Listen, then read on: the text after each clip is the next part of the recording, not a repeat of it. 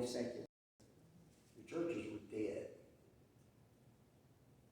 And they brought that back.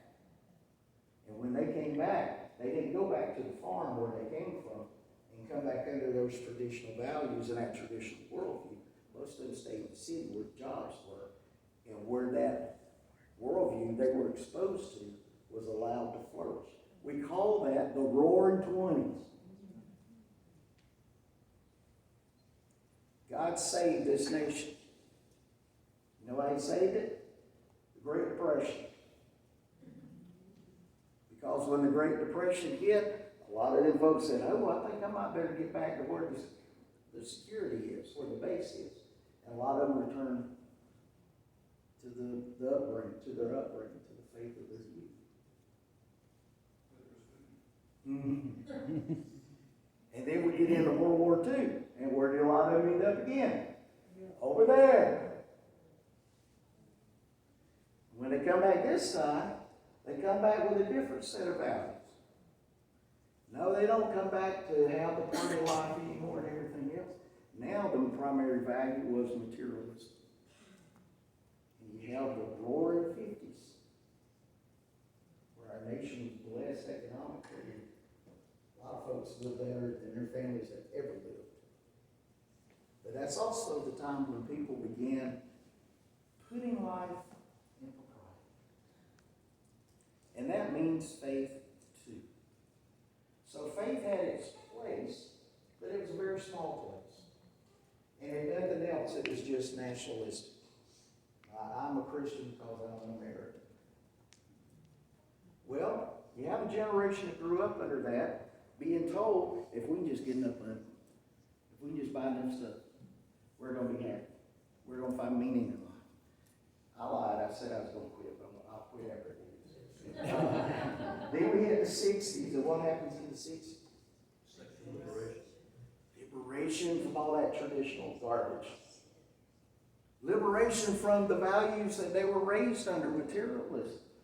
That's okay if we live in this old abandoned bus. All 50 of us live in it. And that lasted a while. And we get into the 70s when liberation started spreading out to the mainstream culture.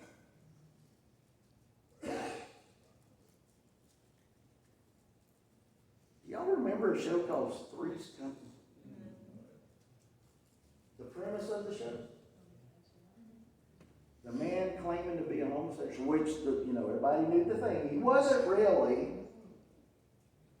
but they started introducing that lifestyle to mainstream culture and making it judge. See, that's how culture works, by the way.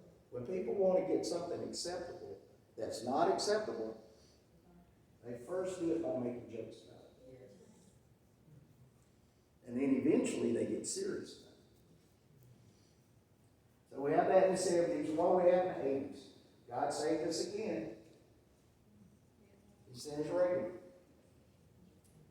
And we had a kind of a shift back towards more conservative values. We also had a shift back to materialism. And then in the 90s, what did we have? Plants.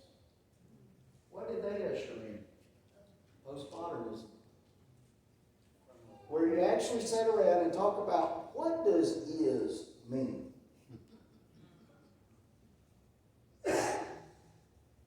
Where we're told, as long as he's doing a good job, who cares what he does in his private life? And the nation bought it.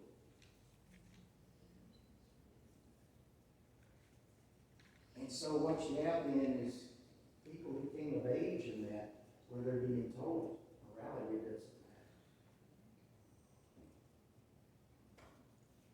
And they tried to live that. And they couldn't. And so a lot of them, even those who were successful, started killing themselves. And so it evolved again when we got into the 2000s to 2010. Now we're getting into 2020. And now folks have moved away from this, there's no morality, to there's only your morality. And God is whatever you want God to be. And if you don't believe it, look around and you'll find a preacher somewhere who will tell you that.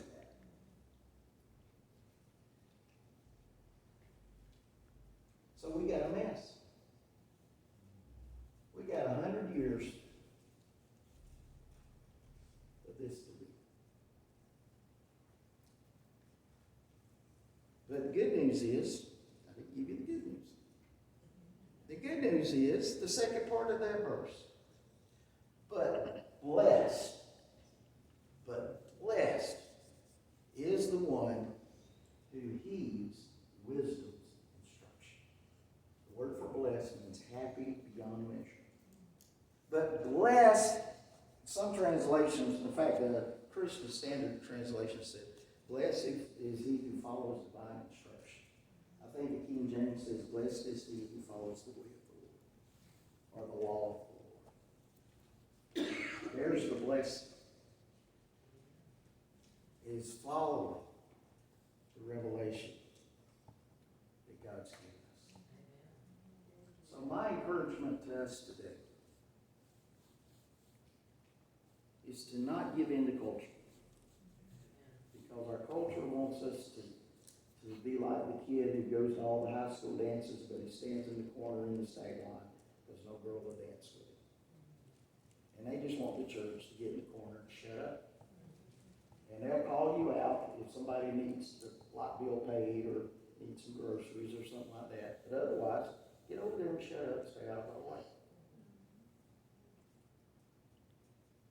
Honestly, if we're going to go along with that, compromise, that's where we need to be. Or we'll just make a mess in it.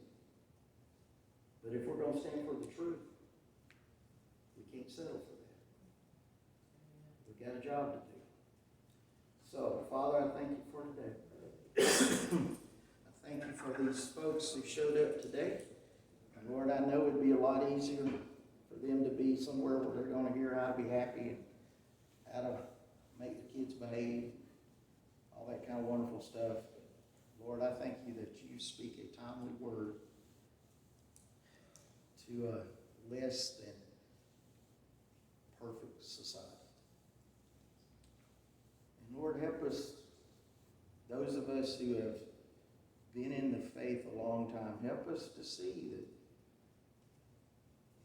all this didn't happen because the church's influence wasn't involved. And it's actually the absence of the church's influence that opened the door for casting off restraint. So help us, Lord, to not do that. Help us, Father, if we need to recover a vision of your divine revelation. Maybe there's some things we've added to it that needs to be kicked out. Maybe some things we've ignored. Help us, Lord, to leave here today with clear eyes and a clear vision of your truth. And I pray, Father, for each family, they will be blessed this week, that they'll prosper and be in health as their souls prosper. In Jesus' name. Thank you for coming. I hope you have a great week. You didn't say, though.